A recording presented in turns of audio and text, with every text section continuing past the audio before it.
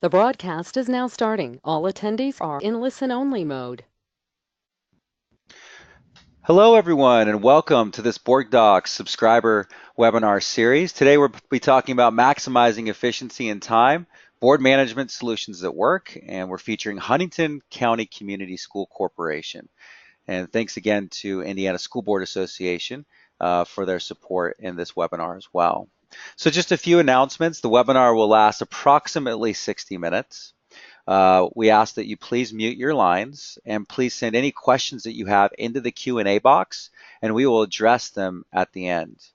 The session will be recorded, so you can share the wonderful content with colleagues or look back on it at your own time as well. And the link to the recording and slides will be emailed after the webinar.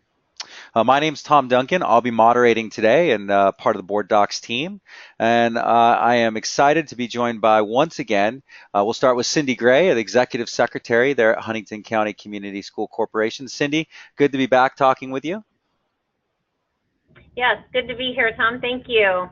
Great, thank you. And I'm also joined by Superintendent of Huntington County Community School Corporation, Randy Harris. Randy, thanks so much for joining us again. Sure. Good to be here this afternoon, Tom, and look forward to our session. That's great. Well, thank you all. So I think that one of the things we love to start with is to learn a little bit about the district. Maybe you can start with just giving us an overview of Huntington County Community School Corporation. Okay, we are located in Northeast Indiana. We're the first county outside of Allen County, outside of Fort Wayne.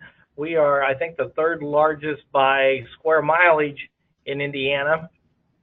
As far as school buildings, we have 7 elementary schools, we have 2 middle schools, we have 1 high school of about 1,500 students. We have a new tech high school built within our high school. We also have a learning center, as we call it, but our vocational school, and we run an alternative school within our district. Altogether, we have about 5,100 students in the school district. Like many others, we continue to lose enrollment, but we've tended to flatten out here a little bit. And, all of this work together. We do work with the Indiana School Board Association quite a bit, and we've done some things there also with BoardDocs. And I'll just say that for all of the good things I think we do in Huntington, and the things we do with BoardDocs is all of you that haven't met her yet, you get to meet Cindy here in a little bit, and she really is the expert in our district with BoardDocs. Yes, absolutely. Great. A good thought leader, both of you in this space as well. So this is the point where I want to get into really what prompted a change. We have here the old way versus the new way. So what were you doing before, and what prompted that change to get out and look at electronic board management system? Sure. We actually, at one time, like many people, did a paper packet. Board members had a binder. They had lots and lots of paper. That board packet, once it was put together, was pretty much done. You couldn't add to it very easily. And we had a courier service that runs from each of our schools in the system, and he would go and deliver the packets to each one of the board members all over the county, which took even more time. So we went from that to burning packets on CD to eventually flash drives, and then began to look for a way that we could have everything stored in one place and more easily accessible to board members from any type of device and any place they would have internet access. And BoardDocs has been the solution for us, and we're really, really pleased with it. Yeah, and just curious, I mean, obviously the thing that really sticks out to me is that there's paper costs here, right? Courier delivers the packets, and I probably talk to 10 to 20 districts a week, and we hear very similar things still going on. So you weren't alone out there, and you still aren't with people that are in the paper business still. But on the actual efficiency, and I know you're going to talk about this, Cindy, that you saw a dramatic change in the way your foundation changed and the way you create, manage, and publish board documents. But did you get a feel like there was something that could be better with the way that you in your old way of creating, managing, and publishing board documents, or did you just think, you know what, status quo? I don't know if there is something else out there. No, we actually had you talked quite a bit about it between different staff members in our office, and in the old way, everything had to come directly to me and in paper form. And now with BoardDocs, we have the means for different personnel to submit their portions of the agenda items and the attachments to BoardDocs, and then there are approval trees set up in there that go through different administrators that need to see those documents before it gets to me, and then I'm the final approver then for the board packet. So it actually has changed the way we put together a packet, gives us more time to be able to get items in there even as we reach closer to our board meeting dates. Yeah, that's great. And just so everyone, the attendees understand the reference to workflow, that's part of the BoardDocs Pro solution. About 2/3 of our customers use BoardDocs Pro, and it offers vast efficiencies such as the electronic workflow piece that Cindy will be showing us here on the back end. Fantastic. Well, I'd like to kind of switch gears. So, Randy, from a superintendent's perspective, what were some of the things and benefits that you've seen since moving over to BoardDocs? And I've been here in Huntington nearing the end of my third year, but prior to this, my previous school district, we had converted and we were using a solution that mainly included just a lot of PDFs and put them into at least a unified menu system, but not nearly the depth and not nearly the benefits of what I've seen up here with BoardDocs. I think what I look at as the benefits to it are, and how does it help me to communicate with the school board members? We have a 7-member board. I can tell you that's different than a 5-member board. You wouldn't think that 2 members would make a difference, but I think I would conclude that 7 members are probably twice as difficult as 5 members. So if there's any superintendents out there listening, enjoy if you only have 5. But it allows me to communicate with all of them in a timely manner. It allows me to communicate with all of them equally. It gives us one method that all of us are looking at the same stuff at the same time. And no matter how well we plan things, we have 2 board meetings a month usually. No matter how much we are trying to get ahead of things and being advanced, invariably something comes up the day before the board meeting, 2 days before, sometimes the day of the board meeting. But by having BoardDocs there, it gives Cindy one place to go, me one place to go, to make one set of changes and know that all 7 board members and other staff members can see those changes instantaneously to when those things happen. The other thing that really has benefited us is we also get those times that we were talking about something and we think, now I know we did that some time ago. I can't remember if it was last year, maybe it was 2 years ago. Time kind of messes with you and you don't really know what it is. But the library of all of the communications in BoardDocs also saves us a large amount of time and keeps us on the same path. The fact that we are able to go to that, we can look up whether it's an agenda item or whether it's other communications I may have with the board, but the confidentiality of it and all of those things for the executive content have greatly improved the communications that I can do with 7 board members. Absolutely, and I'm just pulling up your library now, and just so everyone understands, there's a public and a private view. So there are student handbooks categories here, some district plans. I would assume that there's probably other documents that are private that are only for the board and for staff to see as well, which is normal. So you're able, by logging in with your password and what role you have when you authenticate into the system, you might get different information, whether you're a board member or whether you're the superintendent or a staff member, and of course, maybe different than what the public sees as well. Right, and we do all of that, and one I know we link in with is through BoardDocs is also with the Neola. So many school districts also tied in with Neola, but the linkage there between those and our board policies also benefits all of us both internal to the school district as well as the external people to be able to search those types of documents and see what is the board policy on various topics. Yeah, and that's the great thing with Neola, and Indiana has so many Neola customers. Right now, when I click on the policy site, it takes me out to this Neola page. What will be coming soon for all Indiana folks will be the ability to click on policies. And when you click on policies, it will stay within BoardDocs. You can choose from your different books, and you can click on a different category, whatever that might be, and see all of that relevant information. It'll all be searchable as well. So between your policies, library minutes, and attachments, all will be searchable in this location. So as an example, if I type in the word award, I can find that across all of those different links. Simply be able to click on this attachment, view that attachment, and then if I'm interested, I can actually navigate there. So this is part of the better governance that Randy and Cindy were talking about.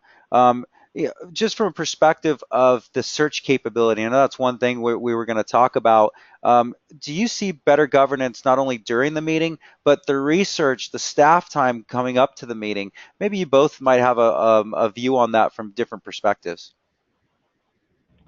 I'll speak first here since I've been talking here a little bit, but honestly, I don't know how much our board members do search it or anything during our board meetings.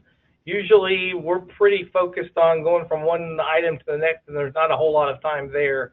But I know that probably on a weekly basis, I'm going back and typing something and searching for it, either in preparation for the board meeting or in some cases just preparations for communications that I may be making within the school district, just as the normal part of the routine. That's great. Cindy, what about you as far as search or staff search time? Sure. I was going to say I use that pretty frequently too. It seems like I'm looking for a person's name, or I want to pull up a resolution or something that the board had approved, and I couldn't maybe remember off the top of my head exactly what date it was approved. And the search is a wonderful tool to go in there and just type in one or two words and come up with what I'm looking for. It'll actually pull up that agenda item, tell me the date. I can see the decision that was made, and then there's a place there to even click that will take me to that agenda where that item was located if I want to see anything more. So it's a great tool and used quite frequently. And I just showed searching within an agenda item here. And one of the great things about BoardDocs is you're able to have attachments, use the rich text editor. Also, you don't necessarily have to click on a minutes document to see action. Because Cindy and team are using the live meeting management tool, Cindy's able to capture motions and votes live during the meeting. The board members are able to vote, and that is captured in real time. So the transparency is even easier and at your fingertips, that you don't have to go all the way out to the minutes. Now, if you wanted to find more information about specific minutes, you can just click out to that meeting and click on the minutes themselves and be able to look at that information. Fantastic. So just keeping with or moving now to the board member perspective, we talked about that a bit, but Randy, maybe you can divulge a little more information on how the board members appreciate the system. Well, some things that we do. First off, we do, because we're an electronic school district, we're one-to-one with all of our kindergarten through seniors with various Apple devices, but each of our board members have a MacBook. They use those. They take them home. They're theirs as long as they're on the board. And during our board meetings, we do everything electronically. The last time we had board elections about a year and a half ago, when those new board members came on, they determined that, hey, if we're going to do this, we're going to use everything about it. And it helps them to avoid, as I would say, the gamesmanship and the games that sometimes board members can play among each other. One of the things that we did is we started doing electronic voting, and the system had the capabilities before we ever did it, but it was really a conscious decision by our board members that said, we don't want other board members to be able to, look around the room and say, hey, how's that board member voting? I'm going to vote with them. But anytime we have a motion and a second, then it comes up on their screen that allows them to vote, vote yes, vote no. They can abstain.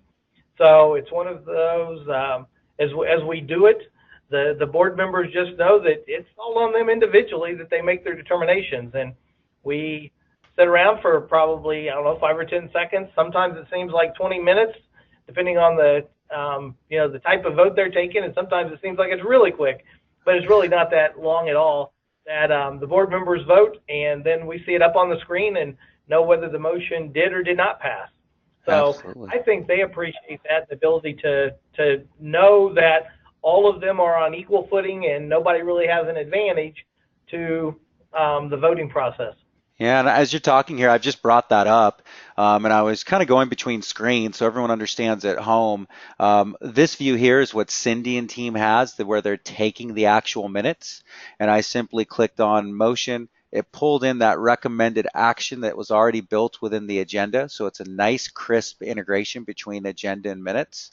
I put in who the mover was, the seconder, and then I opened the online voting. And as soon as I did, as you notice, this screen popped up, and it said, no matter where the board member is, it grays out and a screen pops up that says, hey, it's time to vote. It gives you the title, the recommended motion, and then you can go ahead and vote. And then it continues to cater towards a board member to say, hey, let's put some nice big letters in front of them that says you voted no. If you want to make a change in the right-hand corner in red, you can make that change until the vote is closed. So that seems to be very helpful. And then as all the votes come in, Cindy has a view on that. She can then say, okay, we're going to close the vote, save it, mark it as a final resolution, and then save it. And then the scoreboard that Randy mentioned, this can be brought up and be on a projector or another screen. And everyone in the gallery, including the board members, can see as the motion compiles and then when the vote is completed, how the vote occurred, what the results were, and the proceeding items themselves. How often do you feel like people are taking a look at that, both the board members and public, looking at that scoreboard and keeping track during the meeting? I don't know how much they exactly keep track, I think, and this goes back to the communications that our school board does. And the same board, when we decided to, it wasn't necessarily that the decisions were married together, but when they decided to vote electronically so that it came up, at that same time, we also started live streaming all of our board meetings. So our board wants to be extremely transparent. They want to be out there so that people know exactly what's going on if they want to find out. And so we live stream all of our board meetings. Most board meetings now, we can tell how many people are out there. We don't know who they are, but we know they're out there. Most of our board meetings now, we have about 45 to 55 people that view the board meetings while they're happening live. And then depending on what happens later, we've had anywhere from 100 to 500 or 600 people have went back and watched the board meetings at a later time. So really the board docs and the voting just tie hand in hand with the transparency that our board wanted to create while they were here in office. That's fantastic, and just so everyone knows, the attendees, is that we actually do have a tool through YouTube to be able to integrate any of your webcasting through YouTube and also index those as well. Well, fantastic. Randy, that was great insight from the superintendent's point of view, a board member's point of view, and I know, Cindy, you started to give us a little bit of information, but now it's your turn. We're going to be talking about how you use BoardDocs, and you'll be showcasing that. So we're going to give Cindy controls, and she's going to start off by taking us through some creating the agenda, and we can see your screen. Looks great. So Cindy, why don't you take us through that agenda creation process, and we'll stop and chat along the way as you go. Okay, sure. This is what I would call our home screen here. Right in the very middle where it says My Items, that'll show items that I need to take some action on that are sitting there pending my approval. You can see our most current meeting listed there as well. And then of course, we have the featured meetings, policies, and library across the top here. If I'm going to create a new meeting, I'll go to that Meetings tab. And we have templates that we created when a representative from BoardDocs came to train us in the very beginning. We actually loaded in all kinds of back-end information so that we have a template of what items might be on a board meeting and which types of meetings we would have. So we have executive and a regular meeting here.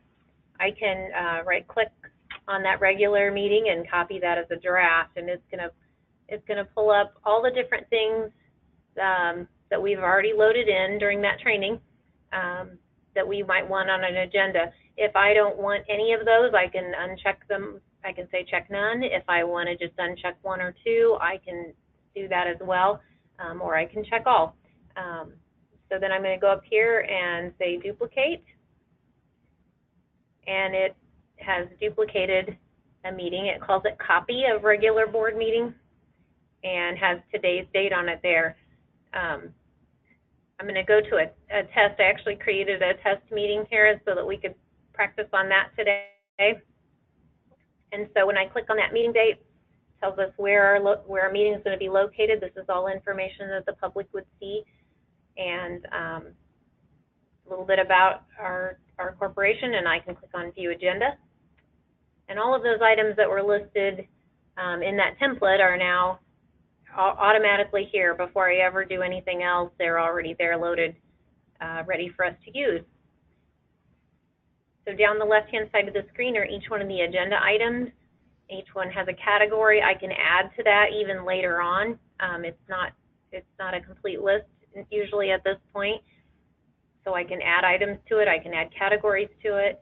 And then on the right-hand side of the screen, the main body of the screen would be the information, detailed information about the agenda item. So if I click on the invocation here on the right-hand side, I can see the meeting date, what this item is, and whether it's public or whether it's private, procedural. And then you can see here on my screen there are three content areas: public content, an administrative content, and an executive content. And again, that you had talked about, Tom, you would see different parts of this depending on what type of access a person was given in the beginning. Yeah, and so, Cindy, I'll kind of expand on that. So the ability to public, anything that's in the public content, the public would see. Of course, once it's published, not in draft, so not to give everyone a scare out there, but only in draft mode. Administrative content, that can be anyone with the role of an administrator. Usually folks, staffers, people that are building out the agenda, helping Cindy with that. And then executive content. And tell me there, usually we see superintendent, we see cabinet members. Who are the executive content folks? Sure, those would be our 7 school board members, our assistant superintendent for business, assistant superintendent for instruction, and the superintendent, and then myself as the document prep. Those would be the only people that would see that executive content. Great. So I always hear like legal opinions, maybe audit information. What type of information are you usually putting in that executive content area? Sure. There's usually just additional information about that particular agenda item. Sometimes it may be something that just isn't information you can share with the public, but you do want your board members to be aware of that content so that they can make an informed decision when it comes time for that. Those are the types of things that we would typically place there. Great. And then on the left-hand side, just to call out the view, Randy, you mentioned a PDF tool in your old district, and that's really what's out there. It's either BoardDocs or a PDF type tool. And with PDF tools, there's versioning issues. You have to click on an item. It takes you to a different screen. The beauty of BoardDocs is on the left in black, starting with the categories, and then underneath those are the items. And then to the right, as you click on a new item, as you've seen, it changes. So you'd never have to leave this view. The other part that, Cindy, you mentioned was adding new categories and items. One of the biggest things we hear from people is, gosh, do you have anything that's going to be able to help us with last-minute items? We're not going to be able to change the way people, right? But we can change the way that it's so easy for you to actually create a new category and a new item in less than a minute. So last-minute items are a thing of worry of the past anyways. And then if you will, Cindy, if you click on the edit button there, I just want to show folks that, how easy it is, the edit button for the actual agenda item detail. Yeah, there you go. Okay. Yeah, so if you click on that, then you have your drop downs. You can put in, is there a fiscal impact? So there's several different things that you can configure to make it your own. And then, of course, in the public content area there, you have that rich text editor, which is like a word processor. You can drop in tables, you can drop in logos, pictures. A lot of times on the invocation, they might put the American flag or a Boy Scout troop or a Girl Scout troop that's doing the Pledge of Allegiance. And then you can easily drag and drop attachments into the system as well, or just add attachments, as you can see right there. So great, wonderful, wonderful setting there, and you use the system very well, Cindy. Thank you. Thank you. I do like the rich text box here. For all of the tools there are just tools that you would normally find in like Microsoft Word, and it's nice to have all of those right there. You can even create tables. You can number items, put bullets on items, just pretty much anything you would do in a Word document, and it's very easy to use. One thing I know I like to do in this area too is if I'm working on something that I know an attachment is coming for or more information is coming for while it's in draft form, I might select the font and just change the color of it to red, just so that when I get on that item, it's going to stand out to me that, oh, it's not done yet. I need to do a little something more with it before I get ready to publish the agenda. So that's one feature I really like as well. That's awesome. Yeah, that ability to track changes, and it's so nice to be able to keep everything in one location. So that's fantastic. Wonderful.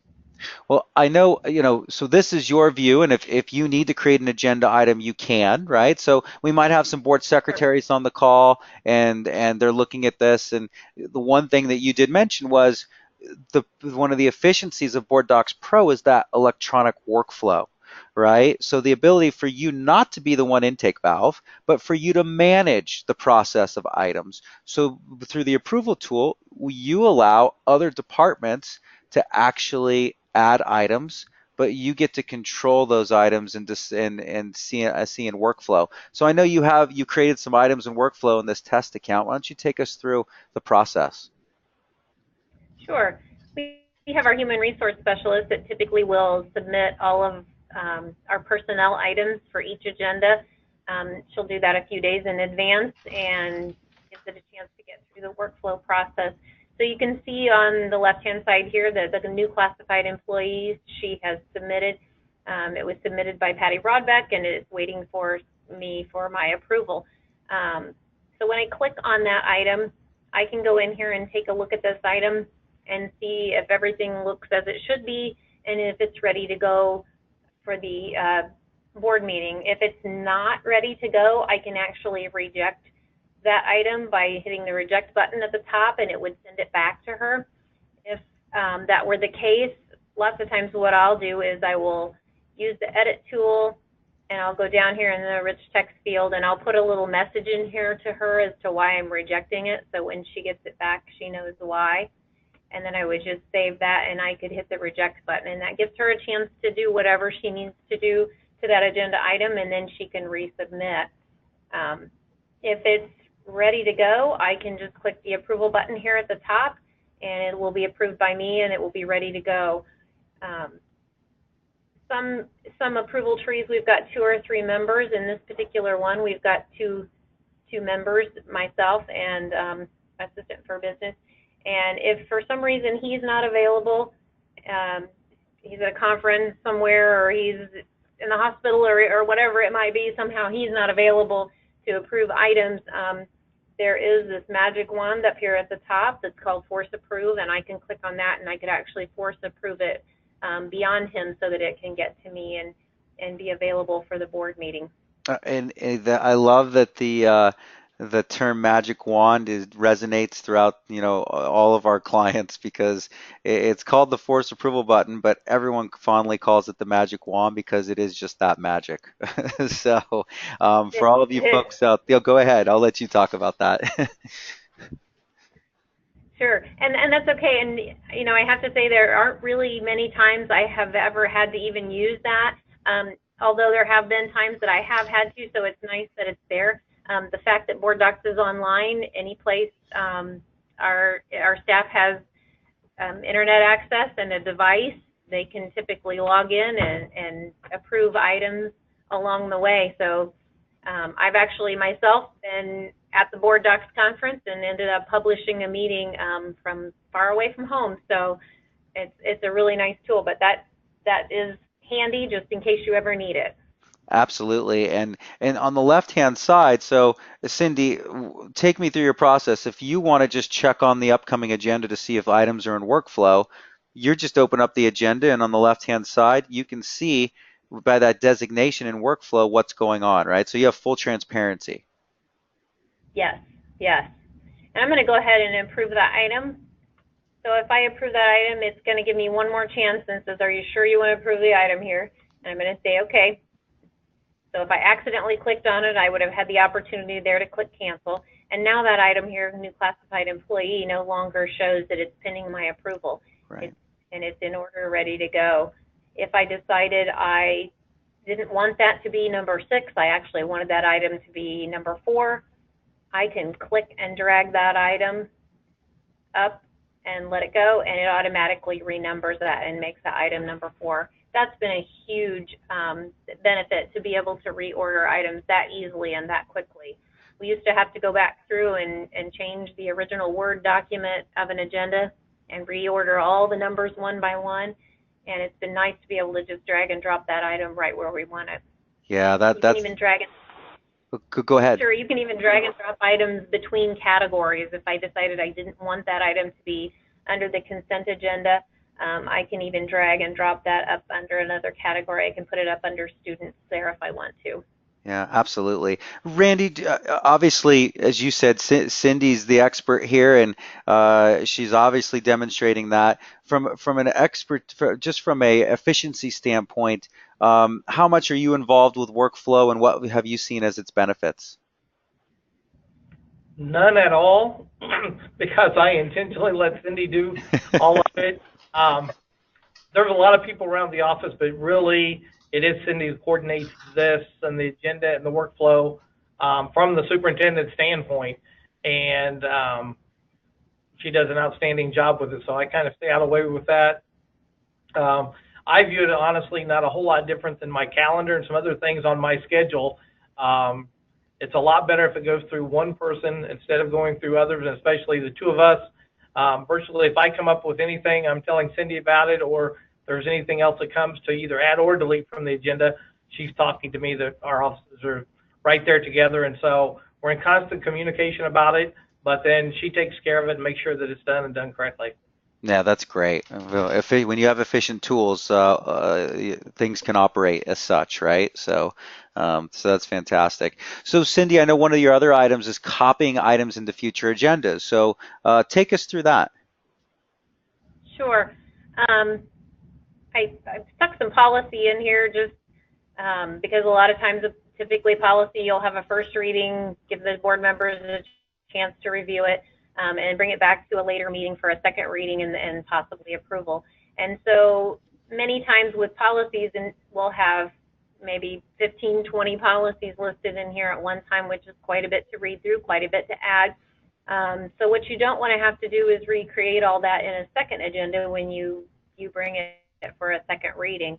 I can actually click, let's see if I can click on that item, and I can click on duplicate, and it brings up windows here now that will just walk me through step by step and ask me questions, and I pretty much just answer the questions. Where do you want to duplicate the item? And I'm going to say duplicate in another meeting. And then some places may have more than one board or committee set up in here. Ours is the main governing board, so some may have 2 or 3. I could choose which board or committee meeting, and then I can choose the exact date of the meeting. So I'm going to choose this test 2 meeting that I created, and now I can even choose the category that I want that to fall under. So I'm going to select policies, and it even says, do you want to add the duplicate the attachments in there, and of course I would want to put them in there for that second reading so that the board could see them again. So I check that, and all I have to do is say okay.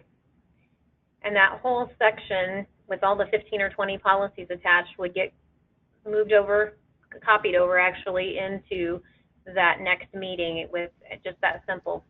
That's great, and that just shows innovation. That's a feature we recently came out with last year, and you hear people all the time talking about how easy this made their lives, especially when you have Pro Plus and you're using other committees and you're moving from one committee to another as it's going through the governance process.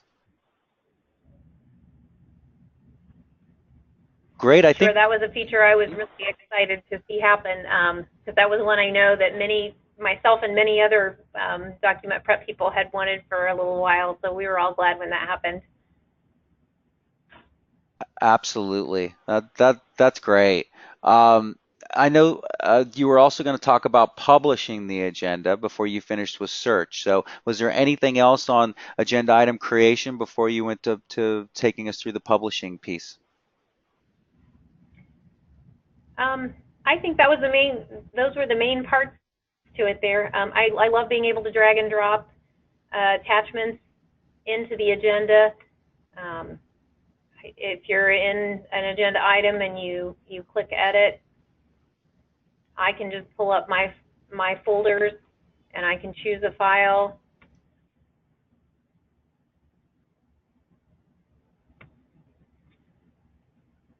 And I can just take one item from that and just drag and drop it right into that section that easy, and then the attachment is already there, and board members or even public, if it's in the public content, can click on that item and it pulls up that attachment. It creates a separate tab so that your board docs is on one tab and that attachment's on another tab, and then they can see all of the details of that item. So the dragging and dropping of attachments was a big plus too. I like having that. That's awesome. So once I have, well, I was going to say, once I have all that agenda together, I can go back to meetings where I can see that meeting date, and I can right-click on that meeting, and I have the opportunity to either make that meeting duplicate, I can delete it, or I can make it active.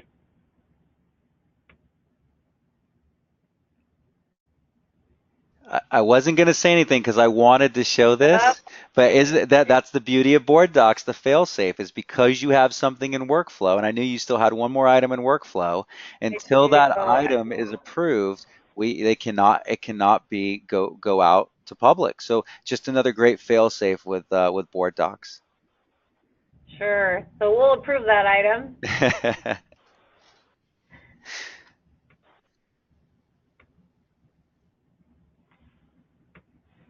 And we'll go to make active again.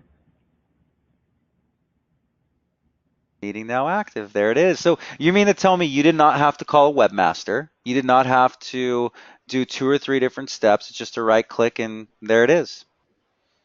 That's exactly right. And even a better feature on top of that is we set up originally when we set up the back end in BoardDocs that an email would go out to all of our board members and our administrators as soon as a meeting is made active. So just as soon as I clicked that and made that meeting active, they automatically all got an email without me having to go in and type up an email and send it to them. So if I go to meetings and active, now I can see there's that test meeting. And if I want to put that in the featured category, I can right click on it and choose featured. It's going to put a star beside it here in the corner, and that meeting shows up right up top where it's easily accessible to anyone who wants to take a look at it.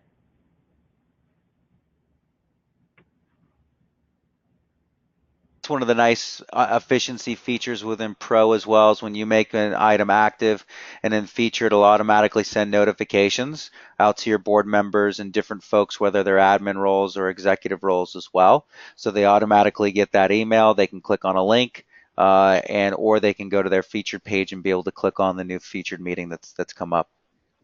And the public will be able to see that as well, right? So the public has access to that too. Correct, yes.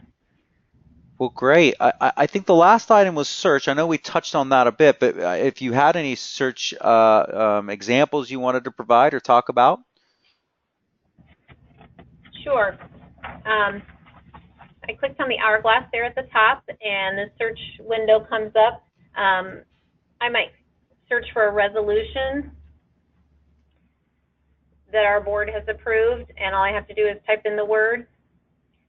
And I can look through here anytime the word resolution was mentioned in a board meeting. I can see that item come up here. That's great. If And I want to click on go that, ahead. sure, click on that particular resolution. I found the one I think I'm looking for. It pulls up that agenda item. There I can also click on the resolution itself if I want to see that. And then if I want to go to that meeting, down in the bottom right-hand corner, I can click navigate there. And it will actually take me to that April 9th agenda. This is the entire agenda on the left. And that particular resolution and the item on the right-hand side. And I can even go down here to the bottom, and I can see the motion and the voting, so I can see what the decision was on that resolution if I need to. And that's a nice feature because it's not something that maybe a resolution isn't something that's on every single board meeting. It may be more random and not as easily to remember what date that happened or what the decision was maybe. Yeah, it ties it all together so well to be able to have search connect directly and that search can go across policies, your library, really anything that you have housed in BoardDocs, because it's all searchable once in BoardDocs. You know, if you go back to the search button, there's something called Meta. Go ahead and click on Meta. Just so everyone knows, Meta allows you to search what other districts are doing in the BoardDocs family. So remember, we have nearly 3,000 subscribers now across K through 12 and other forms of government. So it just looked for resolution, and we see here Beechwood Cities, Ohio, school district in New York, Crown Point Community School Corporation in Indiana. So we hear people looking up whether it's transgender items that they want to look up, or that's a big topic right now. Or I just heard from some the other day that said, you know, we were trying to figure out banners and gymnasium policies, and I was on Google. And the secretary said I was on Google, and then I realized I've got BoardDocs. I need to go to BoardDocs. So clicked on a banner in gymnasiums, clicked on meta search, and they found it something just like that. So a great tool to be able to search across all of the other public information that our BoardDocs subscribers have. Sure, and you can even narrow it down to just the library or just the minutes. If you want to just attachments, if you want to narrow it down so that you have less results show up. Absolutely. That's great. Well, wonderful. Well, Cindy, this has been fantastic. Really appreciate you taking us through these items. One item that I thought would be great to show everyone that are attendees, just as our goal tracking. This is a big one for superintendents and for board secretaries that have to track this information. Strategic plans and actions is a great example. If you have a strategic plan and an action or any actions, you'll be able to track those. It's really easy to attach it to the agenda item if you're the board secretary, and then you have wonderful goal progress information. So superintendents love it for transparency. These board secretaries love it because they're no longer in Word or Excel where they're housing this information. It's all searchable now. It's all transparent to the public, and it's really easy when it comes auditing time to find that type of information. So just wanted to show off that piece as well. Well, great. Yeah, Cindy, any questions on that? I don't think so. I know one other item on here I think is beneficial to our board members, and I know to myself, is the take notes. It's the little thought bubble over here on the right-hand side of the screen. I can put notes in there and save them so that only I see them. No other subscribers see them, and the public doesn't see them. But if there's something I wanted to put in there about an item to remember, I can put that in there and save that and have that for just that particular item. Yeah, that's great. And I'm showing it on my screen now, the ability to have those annotations. They're time stamped. I can delete them or keep them. These are all saved on a separate database. So they're not mingled with the other agenda items, so they're considered purely private notes. And then as Cindy mentioned, once I take a note, that highlights as yellow. So we see a lot of board members that prior to the meeting, when they receive that notification that their agenda packet's ready, they'll look at it, they'll bring it up, and then as they want to take a note, they simply click on a link. Now, this is the great thing about BoardDocs is not only can you take a note on the agenda items, but if I were in policy and I wanted to take a note on a policy item, I absolutely could. If I was in the library and I was looking at a strategic goal and I wanted to take a note on a strategic goal, I absolutely could. And again, once I click on the note, this was grayed out, but now once I click OK, I have a yellow note here. So it's a little yellow sticky note and it tells me that it's there. Wonderful. Great point. Thanks for reminding us on that one, Cindy. So very good. Well, I think that concludes our webinar. Any final thoughts, Randy or Cindy, that we might have missed? Not from my perspective. I just know one thing I think I have noticed, and I feel like other office staff have noticed has been beneficial when it comes time for our audit with State Board of Accounts. We have been able to show them how to very quickly get to BoardDocs, and they can go in and look up items that they're looking for. If they're looking for the accounts payable vouchers, they can go in and find those attachments fairly quickly and find the things that they need, and that saves them a lot of time and actually saves me a lot of time. I don't end up looking for documents and spending a lot of time pulling those and then putting them back in files for them. It's right there at their fingertips. So that's one thing I noticed was a huge benefit to us as well. I'm a huge fan of BoardDocs, have been ever since we started with it.